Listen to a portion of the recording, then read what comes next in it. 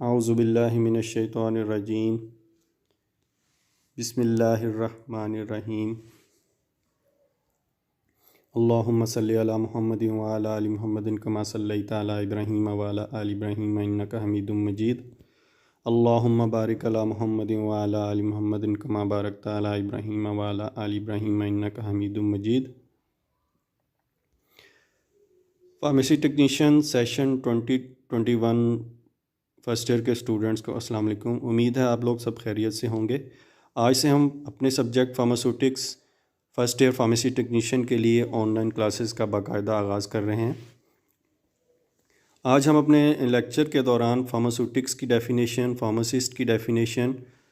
Pharmacy technician की definition और उसके बाद हम फार्मेसी टेक्नीशियन की रोल्स एंड रिस्पॉन्सिबिलिटीज़ को हम इस लेक्चर के दौरान डिस्कस करेंगे। इससे पहले हमने क्लास के दौरान फार्मास्यूटिक्स की डेफिनेशन को हमने डिटेल में डिस्कस किया था। आज हम उस डेफिनेशन को भी दोबारा रिपीट कर लेते हैं, रिवाइज़ कर लेते हैं और फिर आगे चल के हम फार्मासिस्ट और फार्मेसी टेक्नीशियन की डेफिनेशन को देखेंगे। फार्मास्यूटिक्स का जो सब्जेक्ट है हमारा, जैसे मैंने पहले कहा था, ये एक कोर सब्जेक्ट है फार्मेसी टेक्नीशियन के कोर्स के अंदर और फार्मेसी की फ़ील्ड के अंदर या फार्मेसी की एजुकेशन के अंदर। और pharmaceutics is the branch of pharmacy that deals with the conversion of new chemical substance to a proper dosage form. जैसे हमने बुक के अंदर पढ़ा था कि फार्मास्यूटिक्स की डेफिनेशन जो है, डेफिनेशन हमने इस तरह पढ़ी थी कि फार्मास्यूटिक्स जो सब्जेक्ट है ये ऐसी ब्रांच ऑफ फार्मेसी है जो कि हमें गाइड करती है, हमें जो है वो हमें डिस्कस करती है और बताती है हमें कि हमने एक न्यू केमिकल सब्सटेंस को एक प्रॉपर डोजेज फॉर्म के अंदर हमने कैसे उसको कन्वर्ट करना है। बुक के अंदर हमारा जो है वो न्यू केमिकल इंटाइटी NCE मेंशन किया गया है, लेकिन हम इसको सिंप्लीफाई भी कर सकते हैं। न्यू केमिकल सब्सटेंस, जो नया केमिकल डिस्कवर हुआ है या इन्वेंट हुआ है, उसको हमने प्रॉपर डोजेज फॉर्म के अंदर हमने उसको टैबलेट, कैप्सूल, इंजेक्शन, सिरप और सो ऑन उसके अंदर हमने कैसे उसको कन्वर्ट करना है। तो ये तमाम जो हमें कन्वर्जन के तरीक़ाकार जो बता रहा है, हमें गाइड कर रहा है, हमें डिटेल में डिस्कस करता है, वो कौन सा सब्जेक्ट है हमारा? फार्मास्यूटिक्स का ही सब्जेक्ट है, जो हमें गाइड करता है कि हमने एक न्यू केमिकल को एक प्रॉपर डोजेज फॉर्म के अंदर, ड्रग को मेडिसिन के अंदर हमने कैसे कन्वर्ट करना है। इसके अलावा एक और दूसरी डेफिनेशन है, pharmaceutics is the discipline of pharmacy that deals with the process of turning a new chemical substance into a medication. और फार्मास्यूटिक्स का सब्जेक्ट या फार्मास्यूटिक का जो डिसिप्लिन है फार्मेसी के अंदर, यूँ हमें गाइड कर रहा है, हमें बता रहा है, हमें एक्सप्लेन कर रहा है कि हमने एक नए केमिकल सब्सटेंस को हमने कैसे मेडिसिन के अंदर या हमने कैसे उसको मेडिकेशन के अंदर या मेडिसिन के अंदर हमने कैसे उसको कन्वर्ट करना है, ताकि जब हम एक न्यू केमिकल सब्सटेंस को एक मेडिकेशन के अंदर या उसको हम मेडिसिन के अंदर प्रॉपर शेप के अंदर हम उसको कन्वर्ट कर सकें, तो जो पेशेंट है उसको बिल्कुल आसानी से उसको इस्तेमाल कर सके, उसको बिल्कुल सेफ़ली उसको इस्तेमाल कर सके और उसको इफ़ेक्टिवली इस्तेमाल कर सके। ये जो हमने वर्ड इस्तेमाल किए हैं, एफिशिएंटली, इफ़ेक्टिवली एंड सेफ़ली, तो एक न्यू केमिकल सब्सटेंस को हम जो है एक अलहदा एक ड्रग को हम जो है वो इसके इतना आसानी से हमको यूज़ नहीं कर सकते, जबकि जब हम उसको एक मेडिकेशन के अंदर एक डोजेज फॉर्म के अंदर कन्वर्ट कर देते हैं, तो उससे हम जो है उसको पेशेंट जो उसको बल्कि आसानी से और बड़े सेफ़ तरीके से उसको बिल्कुल जो है वो इस्तेमाल कर सकता है। और फिर जो है उसको प्रॉपर डोज़ की शक्ल के अंदर, प्रॉपर स्ट्रेंथ की शक्ल में जो है उसको हम उसको एडमिनिस्टर करते हैं, खिलाते हैं पेशेंट को, जिससे जो है वो पेशेंट जो है वो अपनी बीमारियों के सही इलाज के लिए हम उसको इस्तेमाल कर सकते हैं। इसके बाद हम देख लेते हैं कि जो हमारे कोर्स और हमारे सिलेबस के मुताबिक जो है, जो दूसरी डेफिनेशन हमने फार्मास्यूटिक्स के सब्जेक्ट के अंदर पढ़नी है, वो है फार्मासिस्ट की। इससे पहले आपने ज़रूर ये वर्ड सुना होगा फार्मासिस्ट का। तो फार्मासिस्ट को हम डिफ़ाइन कर सकते हैं कि pharmacist any person who hold B pharmacy और pharm D degree from Pakistan pharmacy council recognized university और college, and furthermore he has a registration certificate from provincial council is known as pharmacist. Pharmacist ऐसा person है, ऐसा बंदा है जिसके पास 4 साल की या 5 साल की फार्मेसी की डिग्री होगी। जो मैं थोड़ा सा आपको एक्सप्लेन करता चलूँ कि 2003 से पहले जो है पाकिस्तान के अंदर फार्मेसी की जो डिग्री थी वो 4 ईयर की डिग्री थी, जिसको बैचलर्स इन फार्मेसी या बी फार्मेसी कहा जाता था। लेकिन वर्ल्ड वाइड जो है ये डिग्री 5 साल की थी और जिसको फॉर्म डी या डॉक्टर ऑफ फार्मेसी कहा जाता था या है। तो अभी जो है पाकिस्तान के अंदर अदर कंट्रीज़ के अंदर अभी जो फार्मेसी की जो डिग्री है वो 5 साल की है और इसको जो है वो डॉक्टर ऑफ फार्मेसी डिग्री के नाम से जो है वो जाना जाता है। तो पाकिस्तान के अंदर भी अब जो है 2003 के बाद ऑनवर्ड जो है पाकिस्तान के अंदर भी जो फार्मेसी की डिग्री है वो 5 साल की है, जिसको फॉर्म डी या डॉक्टर ऑफ फार्मेसी के नाम से जाना जाता है। तो वो बंदा, वो पर्सन, चाहे वो मर्द हो या औरत, ही और शी, जिसके पास 5 साल की या 4 साल की डिग्री होगी फार्मेसी के अंदर और उसने वो डिग्री ऐसे इंस्टीट्यूशन से की है, ऐसे कॉलेज या यूनिवर्सिटी से की है जो कि एक रजिस्टर्ड या रिकग्नाइज्ड इदारा है। क्योंकि जो इंस्टीट्यूशंस हैं जहाँ पे फार्मेसी की तालीम दी जाती है या यूनिवर्सिटीज़ हैं जहाँ पे फार्मेसी की तालीम दी जाती है वो भी रजिस्टर्ड होने चाहिए या रिकग्नाइज्ड होने चाहिए। और ये रजिस्ट्रेशन जो है या रिकग्निशन जो है, जो अप्रूवल है, वो पाकिस्तान फार्मेसी कौंसल वो इदारा है जो पूरे पाकिस्तान के अंदर फार्मेसी से रिलेटेड जो इंस्टीट्यूशंस हैं उनकी रिकग्निशन करता है, उनको रजिस्टर करता है और उनके अंदर जो डिग्री प्रोग्राम को कंडक्ट करने के लिए जो रिक्वायरमेंट है उसको वो देखता है कि वो यूनिवर्सिटी और कॉलेज ने जो है उसको फुलफ़िल किया है या नहीं किया। अगर वो फुलफ़िल कर लेते हैं, यूनिवर्सिटी ऑफ कॉलेज रिक्वायरमेंट्स को फुलफ़िल करते हैं, तो वो पाकिस्तान फार्मेसी कौंसल जो है उन इदारों को जो है वो रजिस्टर करता है। तो पहली डेफिनेशन के अंदर पहली रिक्वायरमेंट क्या है कि वो बंदा जिसके पास 4 साल की या 5 साल की फार्मेसी की डिग्री होगी और उसने ऐसे इंस्टीट्यूशन या कॉलेज से किया है जो कि ख़ुद एक रजिस्टर्ड और रिकग्नाइज्ड इदारा है और जो पाकिस्तान फार्मेसी कौंसल से रिकग्नाइज्ड इदारा है। तो उस जो है वो फिर जो प्रोविंशियल कौंसल है जिस भी सूबे के अंदर वो इदारा होगा, वो उस पर्सन का नाम जिसके पास 4 या 5 साल की डिग्री है उसको जो है एक सर्टिफिकेट इशू करेगा और उसका नाम जो है, जो प्रोविंशियल कौंसल है उसका नाम एक रजिस्टर है जिसको हम रजिस्टर ए कहते हैं, उसके अंदर जो लिखा जाएगा। तो ऐसा पर्सन जो है, ऐसा बंदा या बंदी, उसको जो है हम फार्मासिस्ट कहते हैं। अगर हम इसको थोड़ा सा कंक्लूड करें, फार्मासिस्ट की अगर हम डेफिनेशन को कंक्लूड करें, ऐसा पर्सन जिसके पास who hold degree of pharmacy इधर 4 ईयर और 5 ईयर, ऐसा बंदा या बंदी जिसके पास फार्मेसी की डिग्री होगी, चाहे वो 4 साल की हो या 5 साल की हो, और उसने अपनी वो डिग्री जो है वो एक रिकग्नाइज्ड इंस्टीट्यूशन से किया होगा। वो इदारा, वो कॉलेज, वो यूनिवर्सिटी जो है वो रजिस्टर्ड इंस्टीट्यूशन होगा और फिर प्रोविंशियल कौंसल वो पास करने के बाद प्रोविंशियल कौंसल जो है उस पर्सन का नाम रजिस्टर ए में एंटर करेगा। तो ये तीनों जब जो रिक्वायरमेंट्स जो हैं जब कंप्लीट हो जाती हैं तो वो पर्सन जो है वो फार्मासिस्ट कहलाता है। एनी पर्सन हु होल्ड, अगर इसको डिफ़ाइन करना चाहें, any person who hold degree of pharmacy from a recognised institute and after completion of his degree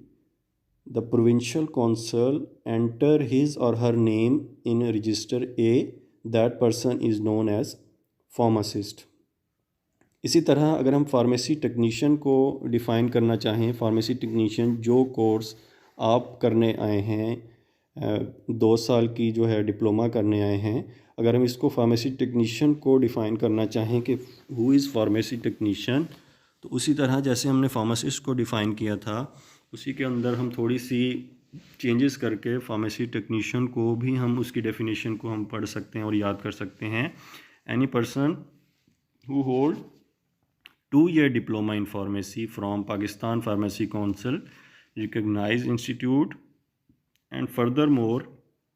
he has registration certificate from provincial council in is known as pharmacy technician। ऐसा person जिसके बाद 2 साल की diploma in pharmacy होगा, जो जिसने 2 साल diploma in pharmacy किया हुआ है और ऐसे इंस्टीट्यूशन से किया उसने जो कि वो इंस्टीट्यूशन या कॉलेज जो है वो ख़ुद एक रिकगनाइज या रजिस्टर्ड इदारा है, जिसको पाकिस्तान फार्मेसी कौंसल ही रजिस्टर्ड करता है। जैसे हमने पिछली डेफिनेशन के अंदर पढ़ा था कि फार्मेसी की जो इंस्टीट्यूशन है उसको रिकगनाइज या रजिस्टर करने के लिए उसके अंदर जो रिक्वायरमेंट्स हैं उनको चेक करने के लिए, उनकी कंप्लाइंस के लिए पाकिस्तान फार्मेसी कौंसल जो है वो एक इदारा है जो कि पूरे पाकिस्तान के अंदर ऐसे इंस्टीट्यूशन जो फार्मेसी की जो एजुकेशन है उसको कंडक्ट कर रहे हैं उनको रिकगनाइज़ करने के लिए जो इदारा है वो पाकिस्तान फार्मेसी कौंसिल है। जिस तरह डिग्री प्रोग्राम के लिए इंस्टीट्यूशंस को रिकगनाइज़ करता है, रजिस्टर करता है पाकिस्तान फार्मेसी कौंसिल, इसी तरह डिप्लोमा इन फार्मेसी प्रोग्राम को 2 साल के डिप्लोमा इन फार्मेसी प्रोग्राम को कंडक्ट करने वाले या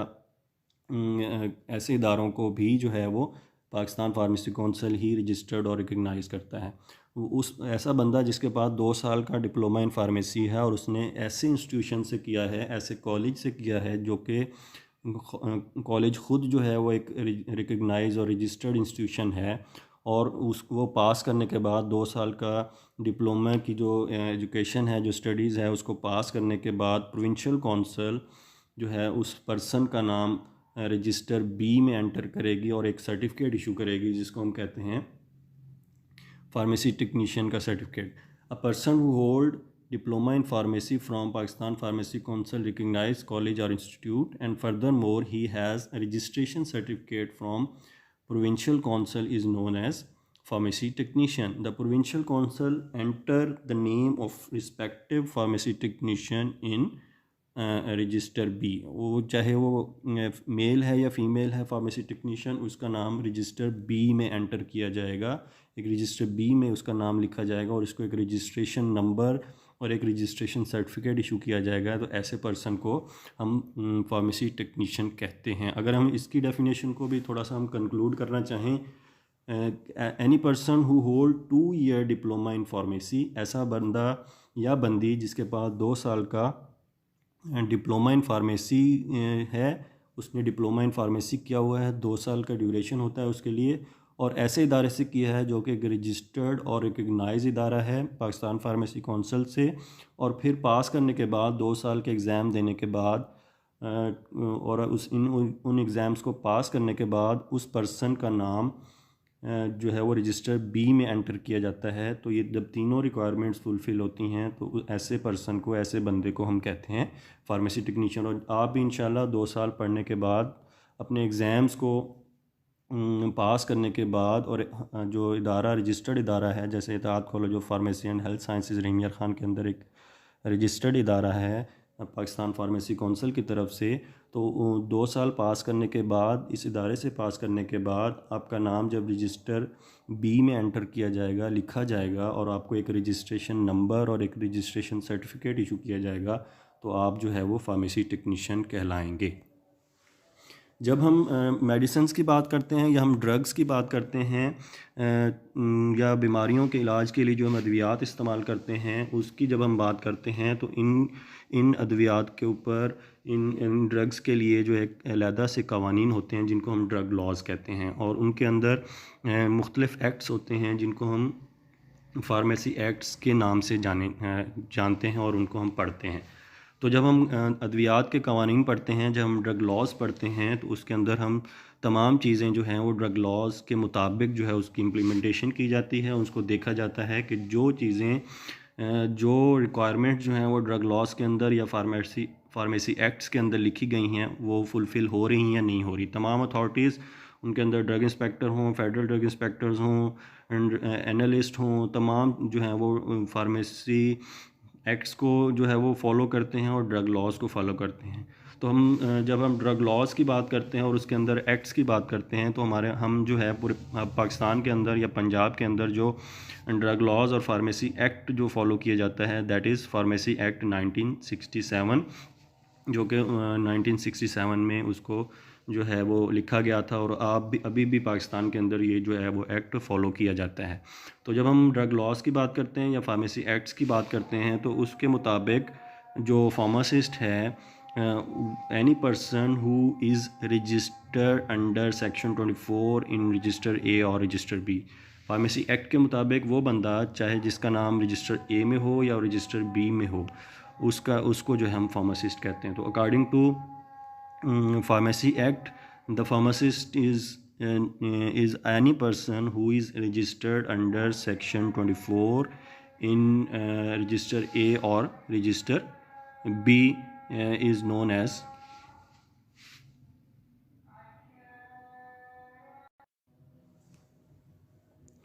According to Pharmacy Act 1967, pharmacist mean a person who is registered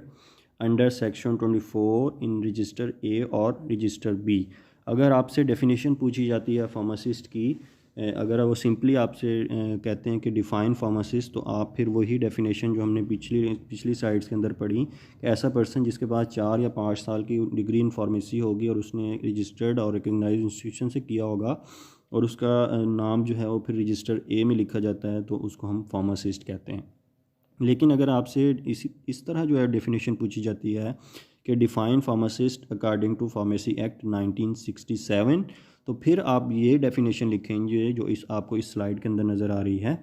pharmacist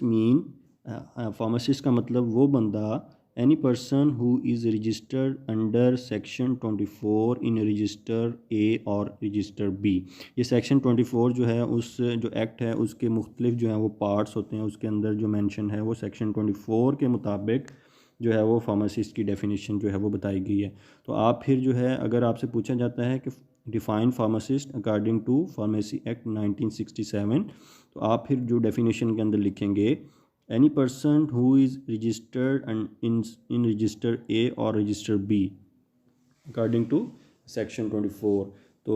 under section 24 के मुताबिक जो भी बंदा, चाहे वो रजिस्टर ए में उसका नाम मेंशन है या उसका नाम रजिस्टर बी में रजिस्टर्ड है, तो उसको हम फार्मासिस्ट कहेंगे। अब हम देख लेते हैं कि जब आप फार्मेसी टेक्नीशियन का कोर्स कंप्लीट कर लेंगे और आपको रजिस्ट्रेशन सर्टिफिकेट जो है वो प्रोवाइड किया जाएगा, आपको जो है वो फार्मेसी काउंसिल की तरफ से जो दिया जाएगा और आप जो है वो एक रजिस्टर्ड फार्मेसी टेक्नीशियन जो है वो कहलाएंगे। तो आपकी क्या जॉब रिस्पॉन्सिबिलिटीज़ हैं, ये पढ़ने के बाद, पास करने के बाद, एक रजिस्टर्ड फार्मेसी टेक्नीशियन बनने के बाद आपके ज़िम्मे क्या क्या ज़िम्मेदारियाँ हैं और आपको कहाँ कहाँ पे जो है वो अपना रोल प्ले करना पड़ेगा, कहाँ कहाँ पे आपकी जो है वो जॉब रिस्पॉन्सिबिलिटीज़ हैं। A pharmacy technician is a health care worker who work under the direct supervision of license pharmacist. Pharmacy technician जो है वो एक फार्मासिस्ट की निगरानी के अंदर अपनी जो है वो तमाम जॉब रिस्पॉन्सिबिलिटीज़ जो है वो सर अंजाम देता है, अपनी जो है वो अपनी ज़िम्मेदारियाँ जो है वो सर अंजाम देता है। जो फार्मेसी टेक्नीशियन है वो कौन कौन सी फील्ड के अंदर जो है वो अपनी जॉब रिस्पॉन्सिबिलिटीज़ जो है वो सर अंजाम देता है, उस दूसरे पॉइंट के अंदर लिखा गया है work in a variety of location like community pharmacy, retail pharmacy, hospital pharmacy, pharmaceutical manufacturing and other health care units of government and non government organisation. अब एज अ फार्मेसी टेक्नीशियन आप जो है वो फार्मासिस्ट की निगरानी के अंदर आप कम्युनिटी फार्मेसी के अंदर या रिटेल फार्मेसी के अंदर, ये टर्मिनोलॉजीज़ आगे लेक्चर के दौरान हम इनको डिटेल में पढ़ेंगे कि ये कम्युनिटी फार्मेसी क्या होती है, ये रिटेल फार्मेसी क्या होती है, या हॉस्पिटल फार्मेसी या मैन्युफैक्चरिंग जो है वो कौन सी। तो as a pharmacy technician, as a registered और क्वालिफाइड फार्मेसी टेक्नीशियन आप मुख्तलिफ़ फील्ड के अंदर जहाँ जहाँ पे भी मेडिसन से रिलेटेड जो है वो बिज़नेस हो रहा होता है, मेडिसन की सेल परचेज़ हो रही होती है, तो आप जो है वहाँ पे अपनी जो है वो ज़िम्मेदारियाँ सर अंजाम देंगे। Job duties including dispensing prescription drug and other medical devices to patient and instruct on their uses. आप जो है वो मेडिसिन जो है उसको सेल करने में, डिस्पेंस करने में, पेशेंट को जो है वो उनकी नुस्खे के मुताबिक, प्रिस्क्रिप्शन के मुताबिक उनको देने में, और फिर उनको उन मेडिकेशन के बारे में या उन जो अगर कोई मेडिकल डिवाइसेस आप दे रहे हैं तो उनके बारे में पेशेंट को आगाह करना, उनको बताना, उनको गाइड करना कि आपने उन मेडिसिन्स को इस्तेमाल कैसे करना है या आपने उनको डिवाइसेस को कैसे इस्तेमाल करना है। तो ये तमाम ज़िम्मेदारियां जो हैं वो आप सर अंजाम देंगे। They may perform administrative duties in pharmaceutical practice such as reviewing prescription and payment is received. इसके अलावा जो है डिस्पेंसिंग के अलावा मेडिसिन जो है वो डिस्पेंस करने के अलावा जो है आपकी और भी जॉब रिस्पॉन्सिबिलिटीज़ होती हैं, चाहे आप रिटेल फार्मेसी पे काम कर रहे हों या हॉस्पिटल फार्मेसी पे काम कर रहे हों या मैन्युफैक्चरिंग साइड पे जहाँ पे अद्वियात बनती हैं वहाँ पे काम कर रहे हों, तो आपकी जो है वो दूसरी और भी जो है वो एडमिनिस्ट्रेटिव वर्क भी होते हैं। फॉर एग्ज़ाम्पल जब आप रिटेल फार्मेसी पे काम कर रहे होते हैं तो जब आपके पास प्रिस्क्रिप्शन या डॉक्टर का नुस्खा आता है, पेशेंट खुद लेके आता है या उसका कोई